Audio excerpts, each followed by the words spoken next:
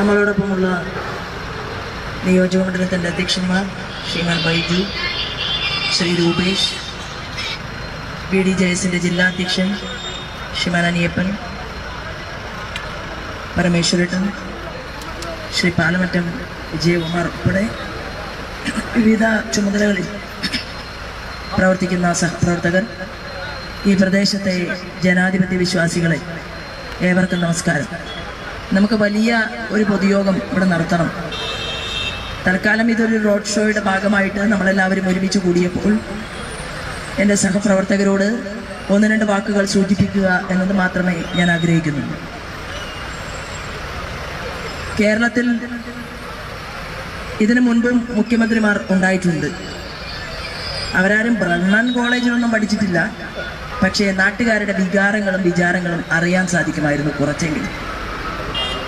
ഇന്ന് കേരളത്തിൻ്റെ മുഖ്യമന്ത്രിയും മുഖ്യമന്ത്രിയുടെ പാർട്ടിക്കും രാജ്യസ്നേഹം എന്നുള്ളത് തൊട്ട് തീണ്ടിയിട്ടില്ലാത്തത് കൊണ്ട് രാജ്യഭരണകൂടത്തിന് നേതൃത്വം നൽകുന്ന നരേന്ദ്രമോദിയുടെ മുന്നിൽ രാഷ്ട്രീയം മാത്രം നോക്കി പ്രവർത്തിച്ച് 5 വർഷക്കാലം ഇവിടെ നിന്ന് ജനപ്രതിനിധിയായി പോയ ശ്രീമാൻ ആരിഫ് ഇവിടുത്തെ ജനങ്ങൾക്ക് പ്രധാനമന്ത്രി കൊടുത്ത പ്രധാനമന്ത്രി ആവാസ് യോജന പദ്ധതി അത് മുഴുവൻ ആളുകളിലേക്കും എത്തിച്ചില്ല. പ്രധാനമന്ത്രി ആവാസ് യോജന പദ്ധതിയുടെ പേര് മാറ്റാൻ കേരളത്തിന്റെ മുഖ്യമന്ത്രി പിണറായി വിജയൻ തീരുമാനിച്ചപ്പോൾ ആ വീടിന്റെ പേര് ലൈഫ് മിഷൻ എന്നാക്കി മാറ്റി. പ്രധാനമന്ത്രി പറഞ്ഞു, രാജ്യം മുഴുവൻ 57% വരുന്ന നാടുകളിൽ അമ്മമാർക്കും പെൺകുട്ടികൾക്കും വെളിക്കിരിക്കാൻ കുളിമുറിയോ കക്കൂസോ ഇല്ലാത്ത ഒരു നാടിന്റെ ചെങ്കോലും കിരീടവും ഏറ്റുവാങ്ങിക്കൊണ്ടാണ് ശ്രീമാൻ നരേന്ദ്രമോദി തുടങ്ങിയത്. ഭൂമിദേവിയെ തൊട്ട് നമസ്കരിച്ച് അദ്ദേഹം പറഞ്ഞത്, എൻ്റെ പെൺകുട്ടികളുടെ, എൻ്റെ അമ്മമാരുടെ ആത്മാഭിമാനത്തിന് വില പറയാൻ ഞാൻ സമ്മതിക്കില്ല എന്ന് പ്രഖ്യാപിച്ചുകൊണ്ടാണ് സ്വച്ഛ് ഭാരത് സംവിധാനം ഈ രാജ്യത്തിന്റെ പ്രധാനമന്ത്രി കൊണ്ടുവന്നത്. ആ സ്വച്ഛ് ഭാരത് സംവിധാനത്തിന്റെ പേര് പിണറായി വിജയൻ മാറ്റിയിട്ട് ഹരിത കേരളം പദ്ധതി എന്നാക്കി മാറ്റി. നിങ്ങൾ പേര് മാറ്റിക്കോളൂ, പക്ഷേ ഇത്രയും കോടിക്കണക്കിന് രൂപ നൽകിയത് നരേന്ദ്രമോദിയാണ് എന്ന് നിങ്ങൾ പറഞ്ഞില്ലെങ്കിൽ ഞങ്ങളുടെ കയ്യിൽ കണക്ക് പുസ്തകം ഇല്ലെന്നാണോ കേരളത്തിന്റെ ഭരണപക്ഷം കരുതിയത്? കേരളത്തിന്റെ പ്രതിപക്ഷം അവരും ഒരു സ്ഥാനാർത്ഥിയായിട്ട് മത്സരിക്കുന്നുണ്ട്. ആലപ്പുഴ പാർലമെന്റ് മണ്ഡലത്തിലെ ജനങ്ങൾ ഇത്ര പാവങ്ങളായി പോയല്ലോ എന്നാണ് എനിക്ക് മനസ്സിലായത്. നിങ്ങളുടെ കായലുകളെ ശുദ്ധീകരിക്കാമെന്ന് പറഞ്ഞ് നിങ്ങളെ ചതിച്ചു. നിങ്ങൾക്ക് മത്സ്യപ്രവർത്തക മേഖലയിലെ പ്രശ്നങ്ങൾ പരിഹരിക്കാമെന്ന് പറഞ്ഞു. കൊച്ചിയേക്കാളും മനോഹരമായിട്ടുള്ള നാടാക്കി കിഴക്കിന്റെ വെനീസായിട്ടുള്ള ആലപ്പുഴയെ മാറ്റാമെന്ന് നിങ്ങളോട് പറഞ്ഞു. നിങ്ങൾ മാറി മാറി ഇടതുപക്ഷത്തെയും വലതുപക്ഷത്തെയും ഇവിടെ നിന്ന് വിജയിപ്പിച്ചു. അവസാനം ഗതികെട്ടപ്പോൾ നിങ്ങൾ തീരുമാനിച്ചു, ഭരണം കേന്ദ്രത്തിൽ കോൺഗ്രസിന്റെയാണല്ലോ, അപ്പൊ കോൺഗ്രസിന്റെ MP വിജയിപ്പിക്കാം. നിങ്ങൾ കരുതി. നിങ്ങൾ അങ്ങനെ കോൺഗ്രസുകാരനായിട്ടുള്ള വേണുഗോപാലിന് അവസരം കൊടുത്തു. അദ്ദേഹം അവിടെ പോയി വലിയ രാജാവായി. അദ്ദേഹം കേന്ദ്രത്തിൽ വലിയ മന്ത്രിയായി. അദ്ദേഹത്തിന്റെ കൂട്ടുകാരൻ രാജസ്ഥാനിൽ നിന്ന് മറ്റൊരു കൂട്ടുകാരൻ ഒരു ശിശ്രാം ഓല, അദ്ദേഹം മൈനിങ്ങിന്റെ മന്ത്രിയായി. അങ്ങനെ മൈനിങ്ങിന്റെ മന്ത്രിയായപ്പോ KC വേണുഗോപാൽ തീരുമാനിച്ചു, ഞാനും എന്റെ കൂട്ടുകാരനും ചേർന്ന് ആലപ്പുഴക്കാരെ കൊള്ളയടിക്കാമെന്ന് തീരുമാനിച്ചു. അങ്ങനെ ഉണ്ടായതാണ് ആലപ്പുഴയിലെ കരിമണൽ കുംഭകോണം. കരിമണൽ കർത്തയും KC വേണുഗോപാലും ശിശ്രാമോലയും ചേർന്നുകൊണ്ട് ഈ ആലപ്പുഴക്കാരന്റെ കോടാനുകോടി വരുന്ന തുക കൊള്ളയടിച്ചു കൊണ്ടുപോയി അവന്റെ വീട് നഷ്ടപ്പെടുത്തിയെങ്കിൽ ഞാൻ തീരദേശവാസികൾക്ക് കൊടുക്കുന്ന ഒന്നാമത്തെ ഉറപ്പെന്ന് പറയുന്നത്, നിങ്ങൾ എന്നെ വിജയിപ്പിച്ച 5 വർഷം നിങ്ങൾ എനിക്ക് നൽകിയാൽ ശ്രീമാൻ നരേന്ദ്രമോദി പറഞ്ഞതുപോലെ വീടില്ലാത്തവരെ സംരക്ഷിക്കുക. ഇതാണ് എന്റെ ഒന്നാമത്തെ പ്രയോറിറ്റി. കാരണം എന്താണെന്ന് അറിയുമോ? വാടക കൊടുക്കാൻ പൈസയില്ലാതെ, കുട്ടികളെ കോളേജിൽ അയക്കാൻ സാധിക്കാതെ, പാവപ്പെട്ടവന്റെ മക്കൾക്ക് എന്ത് ചെയ്യണമെന്നറിയാതെ ഈ ആലപ്പുഴയിലെ പാർലമെന്റ് മണ്ഡലത്തിലെ അമ്മമാർ കരയുന്നു, സ്ത്രീകൾ കരയുന്നു. ഇവിടെ മയക്കുമരുന്ന് കച്ചവടം നടത്തുന്ന രാജാക്കന്മാരെ നിങ്ങൾ സഹായിക്കുന്നു. നിങ്ങൾ ഇവിടുത്തെ കരിമണൽ ലോബിയെ സഹായിക്കുന്നു.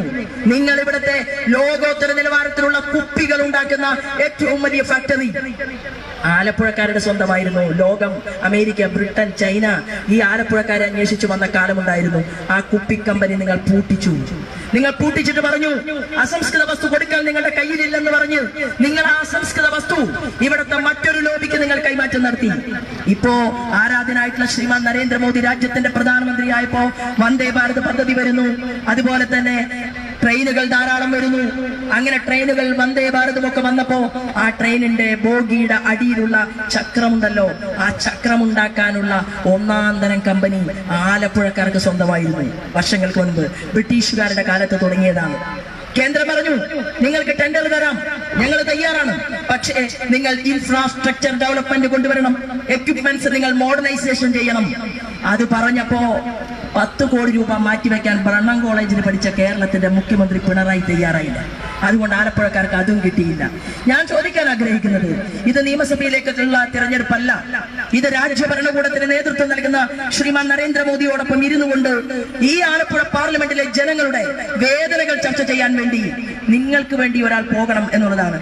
എന്നാ പിന്നെ എന്നെ പേരെടുത്ത് വിളിക്കാൻ സ്നേഹമുള്ള ആ നരേന്ദ്രമോദിയോടൊപ്പം ഞാൻ പോയി ഇരുന്നാൽ പോരെ എന്നാണ് ആലപ്പുഴയിലെ സഹോദരി സഹോദരന്മാരോട് ഞാൻ ചോദിക്കുന്നത്. എന്തിനാണെന്നറിയുമോ? നമ്മുടെ നരേന്ദ്രമോദിജി നമുക്ക് എന്തെല്ലാം തന്നു നോക്കൂ.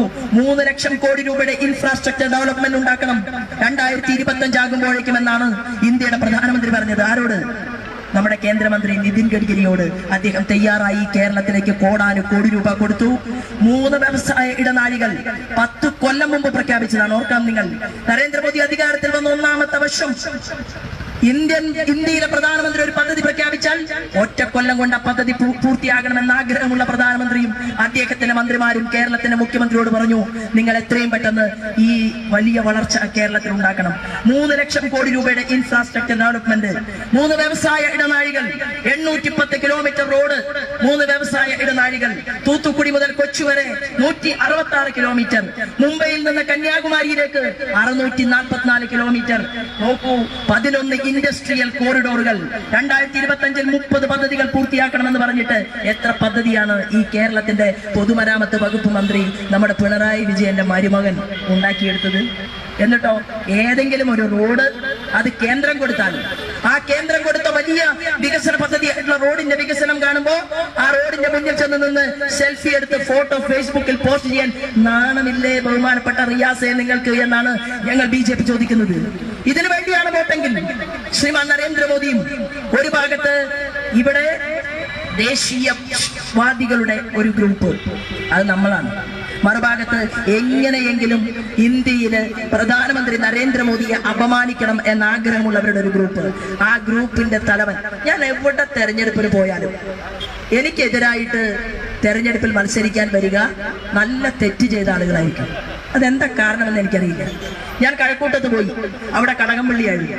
കടകംപള്ളി ദേവസ്വം വകുപ്പ് മന്ത്രി എന്നുള്ള രീതിയിൽ ഒരുപാട് ആളുകൾക്ക് എതിരായി പ്രവർത്തിച്ച ഒരാളാണ്. പക്ഷേ കടകംപള്ളി തോൽക്കുമെന്നായപ്പോ കോൺഗ്രസ്സുകാരൻ കുറച്ച് വോട്ട് മറച്ചു കൊടുക്കാൻ തീരുമാനിച്ചു. ഇവിടെ അതിന് സാധ്യതയില്ല. എന്താ കാരണം? KC വേണുഗോപാൽ എന്ന് പറയുന്ന കോൺഗ്രസിന്റെ വലിയ ആളാണ് ഇവിടെ തെരഞ്ഞെടുപ്പിൽ മത്സരിക്കുന്നത്. അപ്പൊ വേണുഗോപാലിന്റെ വോട്ട് ഇങ്ങോട്ടോ ആരിഫിന്റെ വോട്ട് അങ്ങോട്ടോ പോയാൽ ആകെ ഒരു തരി കിട്ടിയതല്ലേ കേരളത്തിൽ പാർലമെന്റ് തെരഞ്ഞെടുപ്പിൽ. അപ്പൊ എന്റെ പ്രവർത്തകരോട്, എന്റെ മുതിർന്ന ആളുകളോട് എനിക്ക് പറയാനുള്ളത്, ഇതൊരു ത്രികോണ മത്സരമാണ്.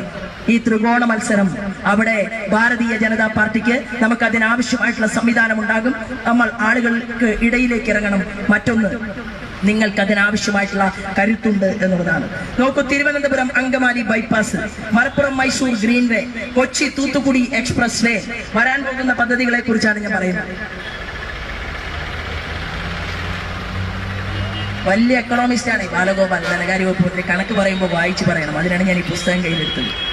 അപ്പോ MC റോഡിന് പാരലലായിട്ട് ഒരു 6 വരി പാത അമ്പലപ്പുഴ ജില്ലയിലെ തുറവൂർ മുതൽ അരൂർ വരെ, elevated highway 12.34 kilometre. 2021 Kuruppanthara Kottayam Chingavanam സെക്ഷനിലെ ദേശീയപാത 66 വീതി കൂട്ടുന്നതിനും റെയിൽവേ ട്രാക്കുകളുടെ ഇരട്ടിപ്പിക്കലിനും 55,000 കോടി രൂപ അനുവദിച്ച സമയത്ത് റെയിൽവേ വകുപ്പ് മന്ത്രിയും അതുപോലെ തന്നെ നിതിൻ ഗഡ്കരിയും രണ്ടുപേരും ചേർന്നുകൊണ്ട് കേരളത്തിലെ നേതാക്കന്മാരെ വിളിച്ചു വരുത്തി. ആരെ? വെറും നേതാക്കന്മാരെയല്ല, മന്ത്രിമാരുമായി ഡൽഹിയിൽ ചർച്ച നടത്തി. നിങ്ങൾ എന്താ ചെയ്തത്? നിങ്ങൾ എന്തെങ്കിലും സ്പീഡായിട്ട് ഈ കേന്ദ്രം പറയുന്നതിനനുസരിച്ച് കൊണ്ടുള്ള ഒരു മൂവ്മെന്റ് നിങ്ങൾ നടത്തിയോ? ഇല്ല. നിങ്ങൾ അത് നടത്താത്തത് കൊണ്ട് മാത്രവുമല്ല, മോദിജിയെ കാണാൻ വേണ്ടി പോയാൽ അദ്ദേഹത്തിന്റെ അകത്ത് കയറി കഴിഞ്ഞാൽ വാതിലടയും, ആരും ഉണ്ടാവില്ല. മോദിജിയെ കാണാൻ പിണറായിയാണ് പോകുന്നതെങ്കിൽ മോദിജിയും പിണറായിയും ഒറ്റയ്ക്ക്. അവിടെ എന്താ പറയുന്നത്? എന്റെ പൊന്നു സാറേ, എന്താ പറയുന്നത് നമുക്കറിയില്ലല്ലോ. അപ്പൊ ഞാൻ പറയാൻ ആഗ്രഹിക്കുന്നത്, ശ്രീമാൻ നരേന്ദ്രമോദി ചോദിച്ച ചോദ്യങ്ങൾക്കൊന്നും മറുപടിയില്ല. നോക്കൂ, കർണാടകയില് നമ്മുടെ കുട്ടികൾ പോയി പഠിക്കുകയാണ്. കുട്ടികൾക്ക് ഇവിടെ ഒരു നേഴ്സ് ആവാൻ പറ്റുമോ? കേരളത്തിൽ ഇവിടെ പഠിക്കാൻ ഇൻസ്റ്റിറ്റ്യൂട്ട് ഉണ്ടോ? 25 ബെഡുള്ള ആശുപത്രികൾക്ക് ഞങ്ങൾ ഇവിടെ നേഴ്സിംഗ് ഇൻസ്റ്റിറ്റ്യൂട്ടുകൾ തരാമെന്ന് പറഞ്ഞിട്ടാണ് നമ്മുടെ കുട്ടികൾ ഇങ്ങനെ സൗകര്യങ്ങൾ ഇല്ലാത്ത കേരളത്തിൽ നിന്ന് കർണാടകയിൽ പോയി തലവരിയായി പണമെണ്ണി കൊടുത്തുകൊണ്ട് നമ്മുടെ മക്കൾ പഠിക്കുന്നത്. അങ്ങനെ പഠിക്കുമ്പോൾ കർണാടകയിലേക്ക് പോകാൻ, കർണാടകയിലെ മംഗലാപുരം വരെ എവിടെ നിന്ന്? തിരുവനന്തപുരത്ത് നിന്ന് പോകാൻ 634 കിലോമീറ്റർ ദൈർഘ്യം പൂർണ്ണമായി ഇരട്ടിയാക്കാൻ സാധിക്കുന്ന ഈ റെയിൽവേ വകുപ്പിനെയും അതുപോലെ തന്നെ റോഡിന്റെയും വികസന പ്രവർത്തനങ്ങൾ ഒന്നാക്കി തീർക്കുന്ന പദ്ധതി കൊണ്ടുവന്നു. എന്തുകൊണ്ടാണ് കേരളത്തിന്റെ ഗവൺമെന്റ് ഇഴഞ്ഞു നീങ്ങിയത്? അവർക്ക് താല്പര്യമില്ല. കാരണം എന്താണെന്നറിയുമോ? ഹൈവേ പൂർത്തിയായാൽ കാസർഗോഡ് മുതൽ തിരുവനന്തപുരം വരെ എന്റെ ഭാരതീയ ജനതാ പാർട്ടിയുടെ BDJS-ന്റെ അതായത് NDA-യുടെ നമ്മുടെ പ്രവർത്തകന്മാര് നിങ്ങൾ എന്തായാലും ഈ പാർട്ടിയെ വളർത്താൻ വേണ്ടി മുണ്ട് മുറുക്കി കൊടുത്തുകൊണ്ട് നിങ്ങളുടെ മക്കൾക്ക് കൊടുക്കുന്ന കഞ്ഞിക്ക് വേണ്ടി വെച്ചിട്ടുള്ള പൈസ മാറ്റി വെച്ചുകൊണ്ടാണ് ഈ പ്രസ്ഥാനത്തെ വളർത്തിയെടുത്തത്. MLA ഉണ്ടായിട്ടല്ല, MP ഉണ്ടായിട്ടല്ല, മന്ത്രി ഉണ്ടായിട്ടല്ല.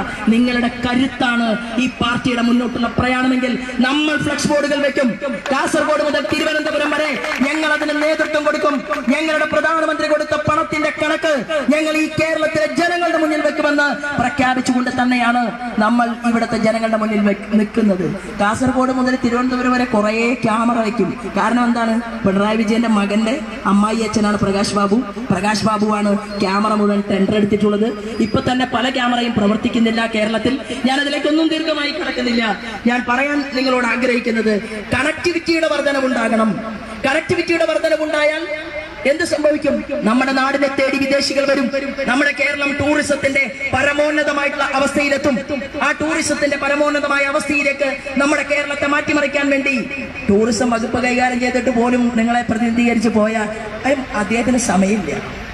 ഇപ്പൊ ഇവിടെ വന്നിറങ്ങി പുറത്തു പോയിരിക്കുകയാണ്. മേക്കപ്പ് ചെയ്യാതെ, അഭിനയിക്കാതെ, സത്യസന്ധമായി നിങ്ങളുടെ മുന്നിൽ നിൽക്കാൻ തന്റെ ഇടമോ കഴിവോ ഇല്ല. എന്ത് പറഞ്ഞിട്ടാണ് വോട്ട് ചോദിക്കുന്നത്? 300-ൽ പരം പദ്ധതികൾ ഇന്ത്യയുടെ പ്രധാനമന്ത്രിയുടെ നേതൃത്വത്തിൽ ഈ രാജ്യത്ത് നടപ്പിലാക്കിയിട്ടുണ്ട്. മത്സ്യസമ്പത്ത് യോജന, മത്സ്യപ്രവർത്തകർക്ക് വേണ്ടി. ആ മത്സ്യസമ്പത്ത് യോജന പദ്ധതി ഇവിടെ എന്തുകൊണ്ടാണ് പ്രാവർത്തികമാക്കാതിരുന്നത്? നിങ്ങൾ എന്തുകൊണ്ടാണ് മത്സ്യമേഖലയിലെ പ്രവർത്തകർക്ക് കൊടുക്കാതിരുന്നത്? കിസാൻ ക്രെഡിറ്റ് കാർഡ് എല്ലാ കർഷകർക്കും നിങ്ങൾ കൊടുത്തോ? 5 ലക്ഷം രൂപയുടെ ആയുഷ്മാൻ ഭാരത് പദ്ധതി എന്താ നിങ്ങൾ എല്ലാ വീടുകളിലേക്കും ആലപ്പുഴ പാർലമെന്റിൽ എത്തിക്കാതിരുന്നത്? എന്താണ് നിങ്ങൾ ഇവിടുത്തെ പാവപ്പെട്ടവരെ പാർശ്വവൽക്കരിച്ചത്? നിങ്ങൾ എന്തുകൊണ്ടാണ് പറഞ്ഞ വാക്ക് പാലിക്കാതെ ആലപ്പുഴ പാർലമെന്റിലെ ജനങ്ങളോട് ക്രൂരത ചെയ്തത്? ഈ ചോദ്യമാണ് ഭാരതീയ ജനതാ പാർട്ടി മുന്നോട്ട് വെക്കുന്നത്. നമ്മൾ തീർച്ചയായിട്ടും വീടുകൾക്കകത്തേക്ക് കയറി ചെന്നുകൊണ്ട് ഈ തെരഞ്ഞെടുപ്പിനെ നേരിടും.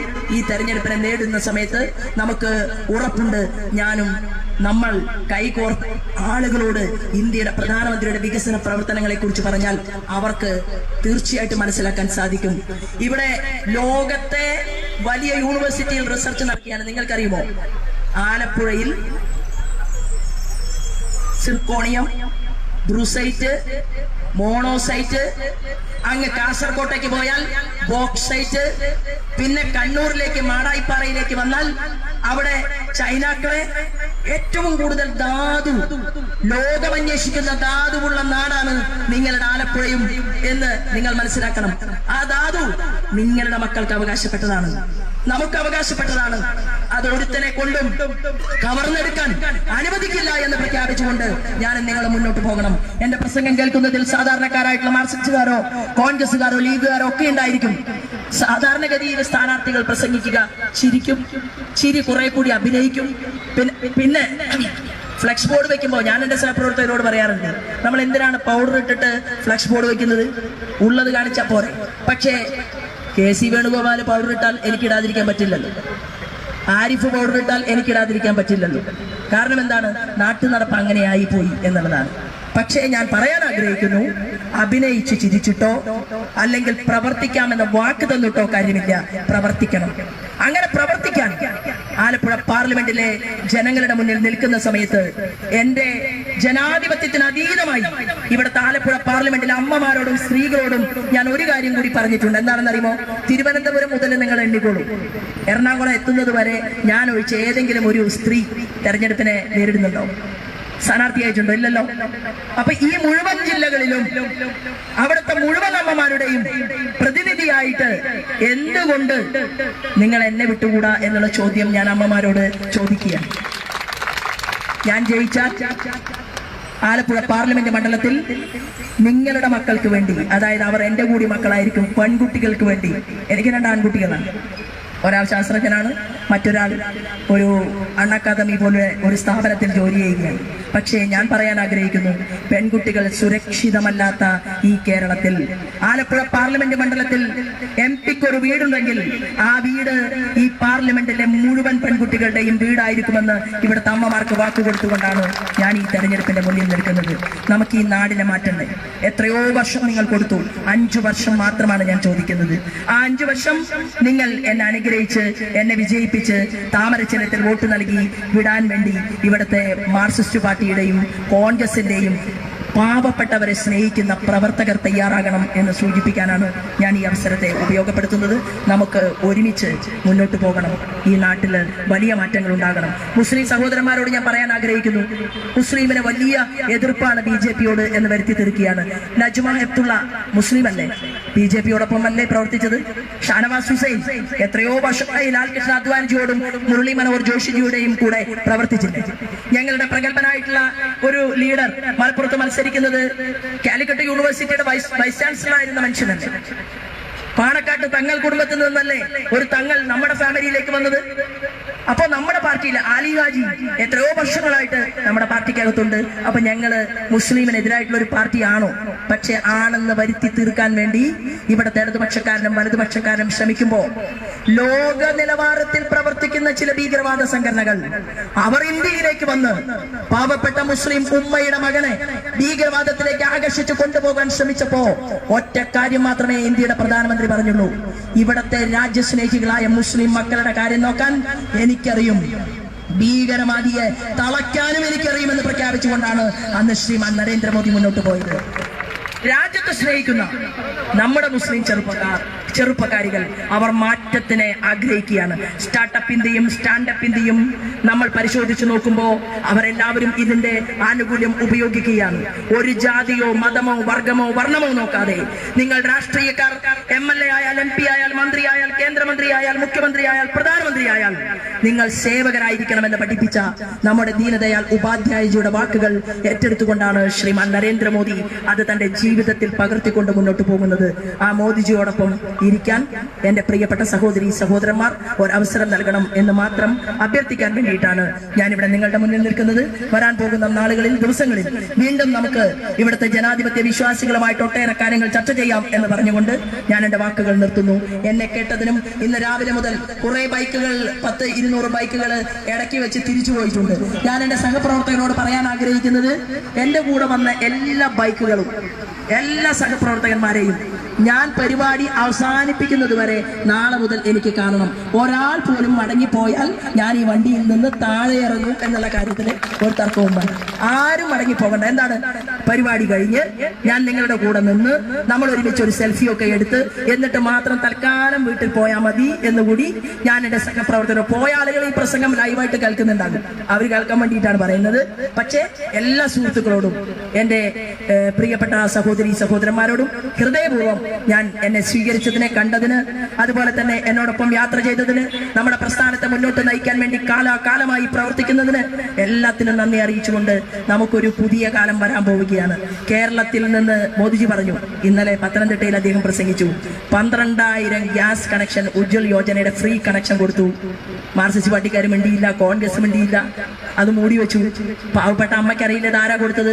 അമ്മയ്ക്ക് ഗ്യാസ് കണക്ഷൻ കൊടുത്ത് ഈ ഗ്യാസ് വിൽപ്പന നടത്തുന്ന ഏജൻസി ഉണ്ടല്ലോ, ഏജൻസി ഗ്യാസിന്റെ കുറ്റി കൊടുക്കാൻ പോകുമ്പോ കൂടെ പോകുന്നത് മാർക്സിസ്റ്റുകാരനാണെങ്കിൽ മാർക്സിസ്റ്റുകാരൻ പറയും ഇത് പിണറായി തന്നതാണ്. പോകുന്നത് കോൺഗ്രസ് ആണെങ്കിൽ കോൺഗ്രസ് പറയും ഇത് നമ്മുടെ ആളാട്ടോ തന്നത്. ഇതാണ് ഇപ്പോൾ കേരളത്തിൽ നടക്കുന്നത്. അതുകൊണ്ടാണ് നരേന്ദ്രമോദിജി പറഞ്ഞത്, എന്റെ കണക്ക് പുസ്തകത്തിൽ എല്ലാ കണക്കുമുണ്ട്. ഞാൻ 12,000 ഉജ്ജ്വൽ യോജന കണക്ഷൻ അവിടെ കൊടുത്തു. ആലപ്പുഴ പാർലമെന്റ് മണ്ഡലത്തിൽ 18,000 Ujjwal Yojana connection free connection കൊടുത്തു. കിട്ടി. ഇവിടുത്തെ അമ്മമാർക്ക് മോദിജിയാണ് നൽകിയത്. പാവപ്പെട്ട പണക്കാരോട് പറഞ്ഞു, നിങ്ങൾ എന്ത് ചെയ്യണം, നിങ്ങൾ സബ്സിഡി ഉപേക്ഷിക്കണം. നിങ്ങൾ സബ്സിഡി ഉപേക്ഷിച്ചുകൊണ്ട് പാവപ്പെട്ട ഉമ്മയ്ക്കും അമ്മയ്ക്കും അമ്മച്ചിക്കും അവർക്ക് ഭക്ഷണം പാചകം ചെയ്യാൻ വേണ്ടി സൗജന്യമായിട്ട് ഉജ്ജ്വല യോജന പദ്ധതി കൊടുക്കണമെന്ന് പറഞ്ഞു. അങ്ങനെയുള്ള ഒരു നല്ല മനുഷ്യൻ രാജ്യത്തിന്റെ പ്രധാനമന്ത്രിയായിട്ട് മുന്നോട്ട് പോകാൻ 400 സീറ്റ് കിട്ടുമെന്ന് അദ്ദേഹം തന്നെ പറയുകയാണ്. ആ 400ന്റെ കൂടെ, അതായത് നമ്മുടെ ഘടകകക്ഷികൾക്കും BJPക്കും ചേർന്ന് 400 സീറ്റോളം കിട്ടും. അതിന്റെ കൂടെ നമുക്ക് ആലപ്പുഴ പാർലമെന്റിൽ നിന്ന് ഒരു ചെറിയ താമരയെ വിജയിപ്പിച്ചുകൂടെ എന്നുള്ള ചോദ്യമാണ് ഞാൻ നിങ്ങളോട് ചോദിക്കുന്നത്. എനിക്കത് ചോദിക്കാനുള്ള അവകാശമുണ്ട്. ഞാൻ ആലപ്പുഴയിലെ സഖാക്കളോട് പറയാൻ ആഗ്രഹിക്കുന്നു, ആലപ്പുഴയിൽ മാത്രമല്ല കേരളത്തിൽ പെൺകുട്ടികളുടെ മാനം നഷ്ടപ്പെട്ടപ്പോ ഈ കേരളത്തിന്റെ തെരുവീതികളിൽ 20 വർഷത്തെ നീണ്ട പോരാട്ടം നടത്താൻ, അത് നിങ്ങളുടെ കുടുംബത്തിലാണെങ്കിലും ഏതൊരു കുടുംബത്തിലാണെങ്കിലും അത്തരം സംഭവം ഉണ്ടായിട്ടുണ്ടെങ്കിൽ കക്ഷിക്കും രാഷ്ട്രീയത്തിനും മതത്തിനും അതീതമായിക്കൊണ്ട് ആ പെൺകുട്ടിക്ക് വേണ്ടിയിട്ട് ധീരമായ പ്രവർത്തനം നടത്താൻ, പോരാട്ടം നടത്താൻ ഞാൻ ഈ പൊതുമണ്ഡലത്തിൽ നിന്നിട്ടുണ്ട്. ഞാൻ പറയാൻ ആഗ്രഹിക്കുന്നു, ഞാൻ ഈ ആലപ്പുഴയിൽ എത്രയോ സമരങ്ങൾക്ക് നേതൃത്വം കൊടുത്തിട്ടുണ്ട്. ഞാൻ മഹിളാ മോർച്ചയുടെ സംസ്ഥാന അധ്യക്ഷയായിട്ട് 2 ടൈം പ്രവർത്തിച്ച സമയത്ത് മഹിളാ മോർച്ചയുടെ നിരന്തരം സമരങ്ങൾക്ക് നമ്മൾ നേതൃത്വം കൊടുത്തിട്ടുണ്ട്. ഞാൻ പറയാൻ ആഗ്രഹിക്കുന്നത്, എന്തിനാണ് ശോഭാ സുരേന്ദ്രന് വോട്ട് എന്ന ചോദ്യത്തിന്, നിങ്ങളുടെ സഹോദരിയായതുകൊണ്ട്, നിങ്ങളുടെ അമ്മ കരഞ്ഞാൽ ശോഭാ സുരേന്ദ്രനെ കരയാൻ സാധിക്കുന്ന ഒരു മനസ്സുള്ളത് കൊണ്ട്, ശോഭാ സുരേന്ദ്രന് മറ്റൊന്നും വേണ്ടാത്തത് കൊണ്ട്. ഇപ്പൊ എനിക്കെതിരെ ഒരു വ്യാജ ഓഡിയോ, നാണമുണ്ടോ ആരിഫെ? മുട്ടുകയാണെങ്കിൽ കളിക്കളത്തില് തന്റെ ഇടത്തില് ആനത്തത്തോടുകൂടി മുട്ടണ്ടോ? സത്യം പറഞ്ഞിട്ട് എന്നെ കുറിച്ച് ഒരു വ്യാജ ഓഡിയോ ഉണ്ടാക്കിയിട്ട് നിങ്ങൾ കഴക്കൂട്ടം തെരഞ്ഞെടുപ്പിൽ അത് ഉപയോഗിച്ചു. അത് കഴിഞ്ഞ് നിങ്ങളിപ്പോ ഈ പാർലമെന്റ് പുതിയത് എന്തെങ്കിലും ഉണ്ടാക്കണോ മാഷേ? കഴക്കൂട്ടം തെരഞ്ഞെടുപ്പ് കഴിഞ്ഞിട്ട് മാസം എത്ര കഴിഞ്ഞു? എന്തെങ്കിലും പുതിയതുണ്ടാക്കണം. നിങ്ങൾ എന്ത് ചെയ്താലും ശോഭാ സുരേന്ദ്രനെ ജനങ്ങൾക്കറിയാം. കാരണം ഞാൻ പൊതുപ്രവർത്തനം നടത്തിക്കൊണ്ട് മുന്നോട്ട് പോകുമ്പോ എനിക്ക് എന്റെ മുതിർന്ന ആളുകൾ എന്നിൽ ഏൽപ്പിച്ചിട്ടുള്ള ദൗത്യമുണ്ട്. ആ ദൗത്യം ഏറ്റെടുത്തുകൊണ്ട് മുന്നോട്ട് പോകും. KC വേണുഗോപാലും ആരിഫും കരിമണൽ കർത്തയുടെ കൂട്ടുകാരായതുകൊണ്ട് ശോഭാ സുരേന്ദ്രന് നിങ്ങൾക്ക് സഹിക്കുന്നില്ല അല്ലേ? ഞാൻ പറയാൻ ആഗ്രഹിക്കുന്നു, ഒന്നുകിൽ കരിമണൽ കർത്ത KC വേണുഗോപാലും ശിശ്ര മോലയുടെ ഗുണ്ടകളും രാജസ്ഥാനിലെ ഗുണ്ടകളും ചേർന്ന് എന്നെ കൊല്ലണം. ഞാൻ ജീവനോടെ ഉണ്ടെങ്കിൽ ആരിഫെ, KC വേണുഗോപാലെ ഞാൻ പറയാൻ ആഗ്രഹിക്കുന്നു, തെരഞ്ഞെടുപ്പ് കഴിഞ്ഞാലും കരിമണലിന്റെ കാര്യത്തിൽ ഞങ്ങൾ ഒരു ഉത്തരം പറയിപ്പിക്കുമെന്നുള്ള കാര്യത്തിൽ ഒരു തർക്കവും വേണ്ട. അത് തെരഞ്ഞെടുപ്പ് വിഷയമല്ല, ഇവിടത്തെ പാവപ്പെട്ടവന്റെ പണം കവർന്നെടുക്കുന്ന വിഷയമാണ് എന്ന് മാത്രം സൂചിപ്പിച്ചുകൊണ്ട് എല്ലാവർക്കും നന്ദി, നമസ്കാരം, വന്ദേ മാതരം.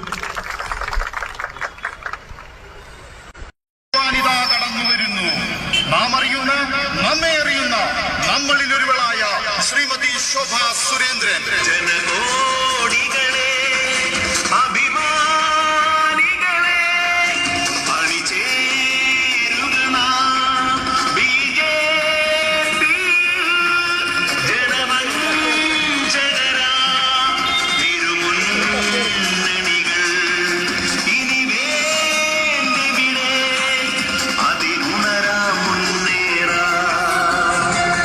കഴിഞ്ഞ 10 വർഷക്കാലം സാധാരണക്കാരുടെ സ്വപ്നങ്ങൾക്ക് പുത്തൻ ദിശാബോധം നൽകി അനവധി ജനകീയ പദ്ധതികൾ ആവിഷ്കരിച്ച, ഭാരതത്തെ ലോകത്തിന്റെ മുൻനിരയിലേക്ക് കൈപിടിച്ചുയർത്തിയ ശ്രീ നരേന്ദ്ര ദാമോദർ ദാസ് മോദിയുടെ ഭരണ മികവിനെ, വികസന നേട്ടങ്ങൾക്ക് ജനഹൃദയങ്ങളുടെ പിന്തുണ അഭ്യർത്ഥിച്ചുകൊണ്ട് താമര ചിഹ്നത്തിൽ ആലപ്പുഴയിൽ നിന്നും ജനവിധി തേടുന്ന ശ്രീമതി ശോഭാ സുരേന്ദ്രൻ ഇതാ ഈ വീതിയിലൂടെ നിങ്ങൾക്ക് അഭിവാദ്യം അർപ്പിച്ചുകൊണ്ട് കടന്നു വരുന്നു.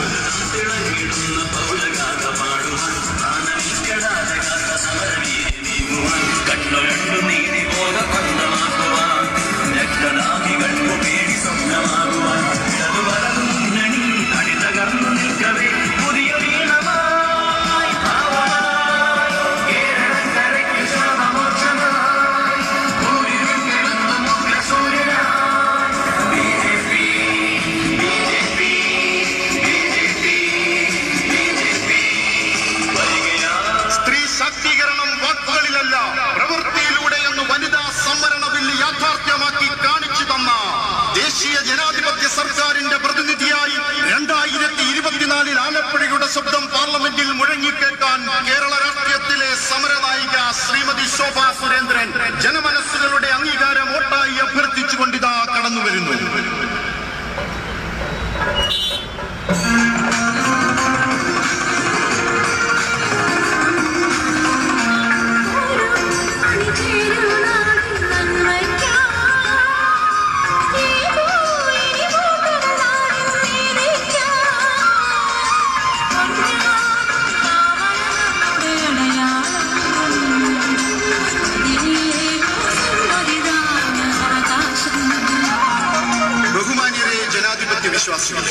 സമാഗതമായ ലോക്സഭാ തെരഞ്ഞെടുപ്പിൽ ആലപ്പുഴ പാർലമെന്റ് മണ്ഡലത്തിൽ ദേശീയ ജനാധിപത്യ സഖ്യത്തിന്റെ സ്ഥാനാർത്ഥിയായി ജനവിധി തേടുന്ന ശ്രീമതി ശോഭാ സുരേന്ദ്രൻ ഇതാ ഈ വീഥികളെ ആവേശത്തിന്റെ അലകടൽ തീർത്തുകൊണ്ട് കടന്നു വരുന്നു.